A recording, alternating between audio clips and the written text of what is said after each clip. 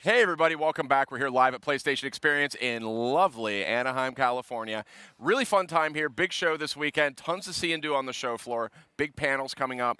But I've been looking forward to this next segment for some time. So this is, well, it's Highwire Interactive. I mean, what you guys need no introduction. We've got, I mean, you guys are incredible. You guys have been working, some industry legends here. And you guys have been working on Golem. We have, yeah. That's right. Not Golem. No. Not Golem. Oh. No. Golem. No, in fact, so we announced at PSX 2015. Yes, you did. And within hours, the Lord of the Rings guys reached out and said, "This isn't Golem like our Golem." Yeah. No, please, no. It's important to clarify that, Yeah. because it's we need to be clear about these things. But I think we haven't heard from Golem in a while. You guys have been hard at work getting the game polished up. Yeah. How is development coming? Where are we at?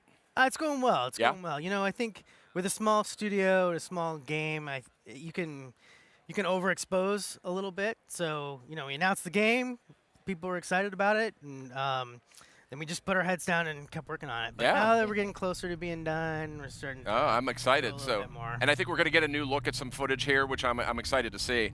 Now, this is a game with an interesting concept, so maybe it's worth just kind of reintroducing and just setting up kind of this universe and what players are going to do in it. Sure, yeah. So in Golem, you play as Twine, who is a young kid who gets into some trouble and actually gets pretty seriously injured. And so, as you can see in our demo, you actually start off in bed and you're messed up, like you can't walk anymore. And so she discovers that she can kind of send forth her thoughts and take over these giant stone golems called or stone creatures called golems, and use those to explore the world. So we're seeing a little bit of this footage right now. What are we seeing? Yeah, so this is actually right after the accident that where you get injured, and your father, whose name is Scratch, is in the room and is kind of explaining to you, how he found you and what happened. You've been unconscious for a while. So, this is a game. It kind of sounds like it's set almost in two different worlds in a way. Yeah. It's set in sort of the real world, with you as the girl, and then it's also set in this world of being a golem. Yeah. We actually said she's a girl. Well, it's we try not to Gender Gender child. non-specific. The sisters, Yeah. your older sisters. are Okay, girls. sure, got it. You could be whatever. I always Got it. think of Twine as a girl, but in reality, in VR, that's you, right? Yeah. So we don't do anything that's kind of break that suspense. Yeah, it's like that empty vessel approach, the Gordon Freeman approach, kind of like just don't go there and Yeah. kind of just dump yourself into the vessel. Right. Well, Seems like a Jamie, good something idea. I love, like we were talking about before we came out here, is, especially in VR, but so much video games, we use video games to explore other worlds and try out other characters and try out other, environments. And so it seems really natural inspiration to take that and put it into a VR world. Yeah, when we first started on Golem, it was right at the very beginning of when VR was coming about, and what we really loved about VR was how it just immersed you in this other place. And we started to play around with how can we allow the character in the game to experience the exact same thing that the player's experiencing. So in the game, she actually puts a scarf over her eyes, and that's just like the player putting on the headset. And it's blue. And it's Oh, very nice. Perfect. and she has kind of a crystal encrusted rock that she looks into to control the golem, just like the Move controller that we use. You're just building that brand right into the game. I love it. Exact Exactly. proportions. Is the Our marketing guy is going to be happy. But yeah, so tell me a little bit now. We're sort of exploring the world here. Yeah, so Twine has just got her Dreamstone. That's her in the. That's you moving. And you see you her can see it kind of it matches your movement, but her first steps into controlling these golems, she actually figures out she can control a doll. So you're maybe 6 inches tall and you're walking around in your room, and objects that would be no obstacle to a 14-year-old all of a sudden become huge mountains to climb. That's cool. Now tell me where you landed on the controls here, because I remember playing a sequence similar to this a couple years ago on an earlier build of the game, and it involved sort of leaning forward a little bit with the PlayStation VR headset on. So tell me where you landed. Yeah, sure. So we appreciate that VR lets you feel like you're in another place. And a lot of games do a really good job of setting that up, and then you're moving your thumbs, right? Or you're... Not that there's anything wrong. Thumbs are great. Look, they're indispensable digits. We can all agree with that. And so as soon as you get into that mode, you Yeah. just kind of sit back and you're not moving your head around, and you Yeah. don't really feel like you're there anymore. Uh-huh. And so we spent a lot of time looking into how people move, right? And if you are standing up and you want to take a step forward, the first thing you do is actually you lean your head forward slightly. So in the game, you pull a trigger to let the game know you're ready to move. You move forward slightly, and your character starts smoothly walking. Cool, yeah. And it's very intuitive. So we had the demo on the floor. Yeah, so dolls are You have also a bug susceptible phobia. You to, might not bug like attacks. that. Interesting. We have the demo on the floor, and Oh, it's playable here at PlayStation it is, Experience. Yeah, yeah, absolutely. yeah. Awesome. We've got 2 stations running, and People played it all day. They seem to really enjoy That's it. great. That's And great. one thing I'm going to jump in here is Please. pulling the trigger Yeah. move. That was something I didn't really tell Jamie that I needed it, but like I always enjoyed being able to lean to move, but then every once in a while I just wanted to not move anymore and just look around and Yep. just sort of get my bearings again. So he says, all right, I'll let you just have a trigger to pull, and you Yeah. don't lean to move until you pull the trigger. So you can just decide, I'm just going to stand here and look around. And then when you pull the trigger, it's time to start leaning and moving. and everybody liked it so much we just made it the default. That's great. And I love, Jamie, I love you because you have just such an experienced hand with mechanics. You know, Yeah. you're Mr. 30 Seconds of Fun. You've worked on some classic games. And I got to break away from that, though, and remark on what we're seeing here, because this is like a great look at Golem. So tell me what we're seeing. Yeah, so this is much later in the game. This is after you get your big fella golem.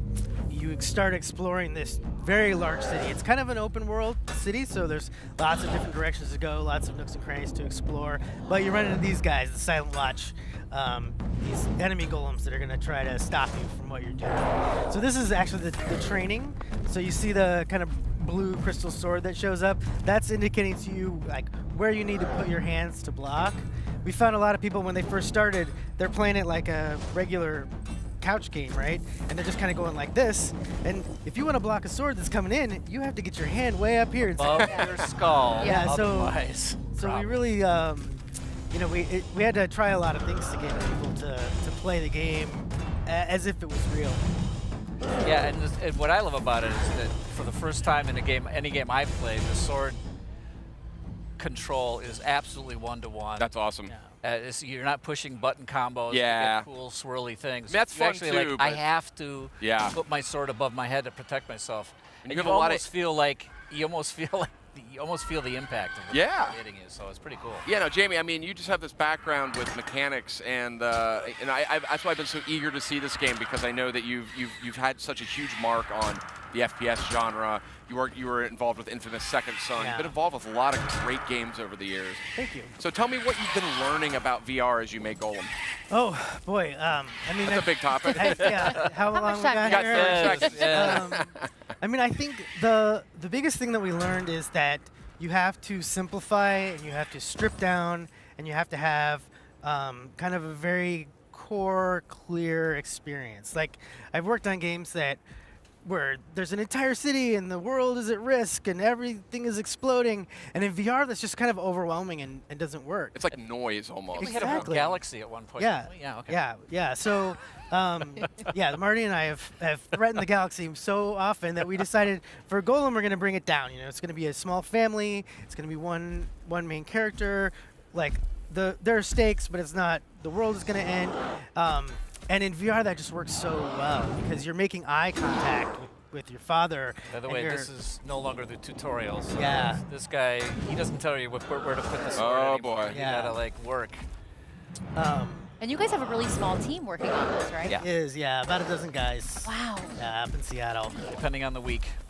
Now tell me, Marty. I mean, you're obviously known for just incredible, musical talent, composition. You have your reputation precedes you here. Tell me a little bit about how you're coming at the soundtrack here for Golem. Well, it was really fun. I mean, Jamie got a hold of me right away after I found myself free again, and said, "Hey, let's do something that's just a small team and it has a intimate feel to it. And why don't you go ahead and do a prequel soundtrack to this?" And I'm like, "Okay, that sounds great." Awesome. So we did a Kickstarter, and the music is really based on this whole philosophy of a more intimate story, a more personal story. So I was able to sort of pare things down. It's not a bunch of bombastic brass and drums. It's a sort of chamber orchestra with harp and piano and woodwinds. It's really a lot of fun for me to write that way. And then the other fun thing is, now that we only have such a small team, in terms of fulfilling the Kickstarter, that was me. So just a few weeks ago, I was packaging up vinyl albums and sticking labels on them and everything else. It's good to stay busy. It's It good to keep is. your I got to hands do busy, something. Exactly. It's your guys' debut game coming out of Highwire. Yes, it is. Yeah, And that's a huge deal. Yeah, and Well, just no shipping. pressure, Shipping right. is, it's really important not to just start a company, but ship a product. So Yeah. we're really looking forward to shipping this. Yeah. So what's the feedback been from folks who've been playing this thing?